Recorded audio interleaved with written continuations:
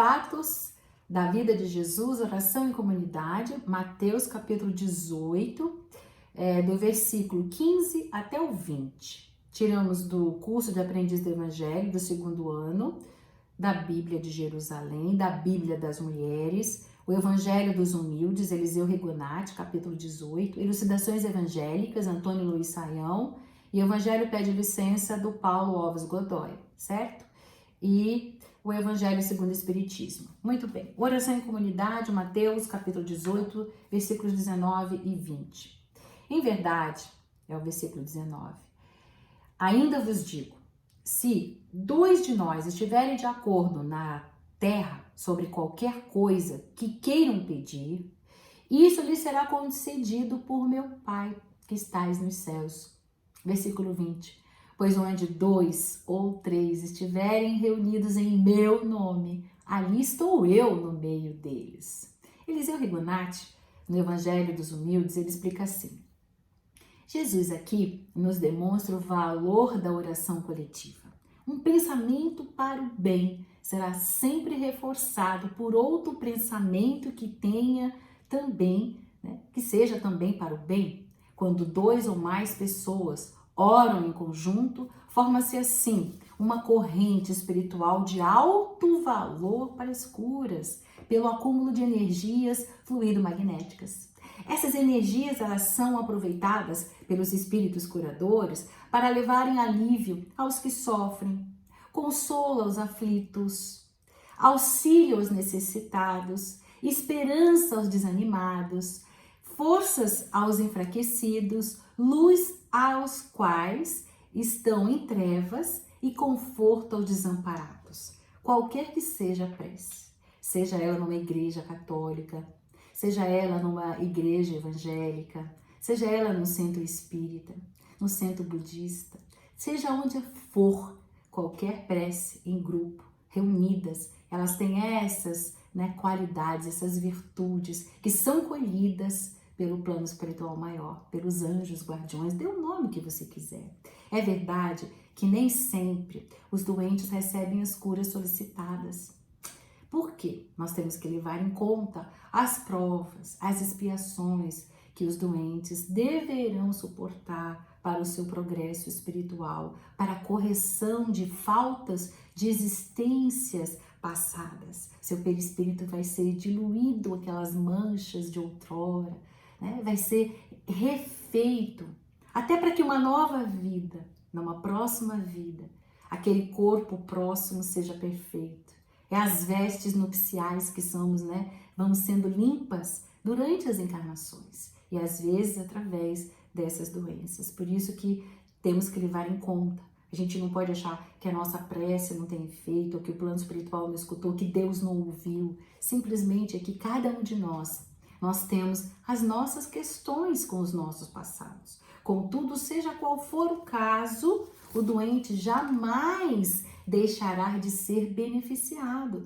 Se não for pela cura, será contemplado com forças espirituais, olha bem, que lhe suavizarão os padecimentos. Então, tudo torna mais tranquilo, menos dolorido, menos sofrido. Uma oração sincera, feita em conjunto por diversas pessoas ou por uma só pessoa isoladamente, nunca ficará sem a resposta dos planos superiores. Por isso que Gandhi dizia que é preferível a gente rezar com o coração, sem encontrar as palavras, que achar as palavras sem adesão do coração. No livro Evangelho segundo o Espiritismo, no capítulo 27, o item 9 e 10, ele nos ensina assim, abre aspas, sendo a prece uma invocação, o homem entra em comunicação pelo pensamento com o ser a qual ele se dirige, que pode ser para pedir, para agradecer ou para glorificar. Nós podemos orar por nós mesmos, pelos outros, pelos vivos, pelos mortos. Vejam bem, todas as preces dirigidas a Deus são ouvidas pelos espíritos encarregados da execução da sua excelsa vontade. Eles obedecem à vontade do Pai. Todos estamos nós mergulhados no fluido universal. Alguns chamam de hálito de Deus, que ocupa todo o espaço. E esse fluido, gente, é que recebe o impulso da nossa vontade. É esse fluido que é o veículo do nosso pensamento. Por isso que a prece, ela é ouvida pelos espíritos em qualquer lugar e em qualquer local que eles se encontram. A intensidade dessa corrente de fluidos será forte ou fraca, de acordo com a força do nosso pensamento, da vontade daquele de quem está orando.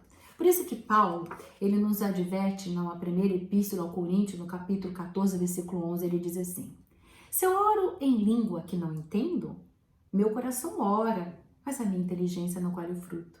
Por isso que nós temos que orar na língua que compreendemos. Não é bom, por exemplo, se nós desconhecemos o latim, orar em latim, por exemplo, ou em outra língua. O valor da prece falada está ligada à compreensão que as palavras têm, tanto para aquele que fala, também para aquele que ouve. Porque é impossível ligar o nosso pensamento àquilo que nós não compreendemos.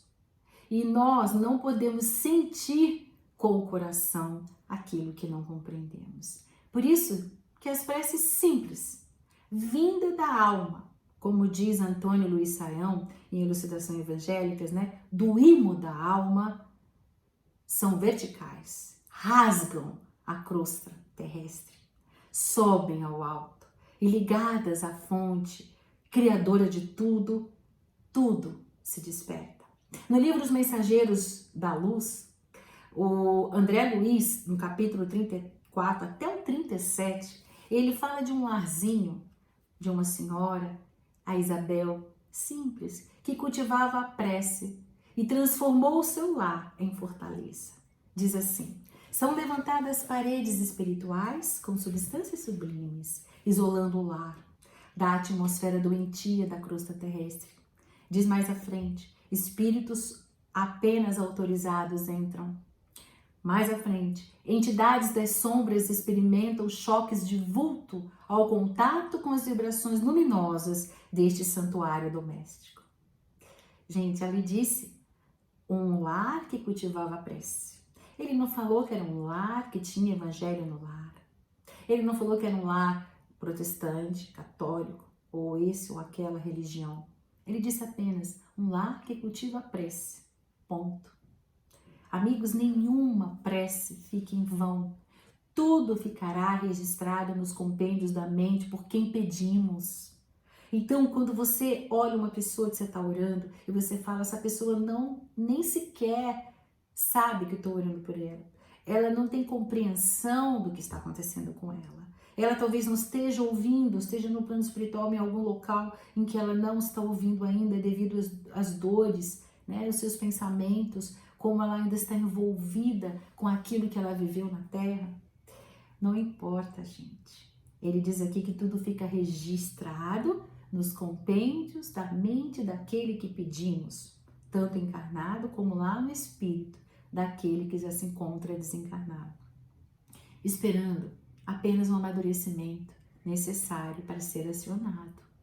Pode levar 5 minutos, pode levar 5 horas, 5 dias, 5 anos, 50 anos, 50 vidas, mas não se apaga. O momento do benefício depende do Pai Celestial, que sabe o que é melhor. Mas nunca, gente, o nosso amor, através da prece, das vibrações, vai se perder. Tudo é sintonia espiritual.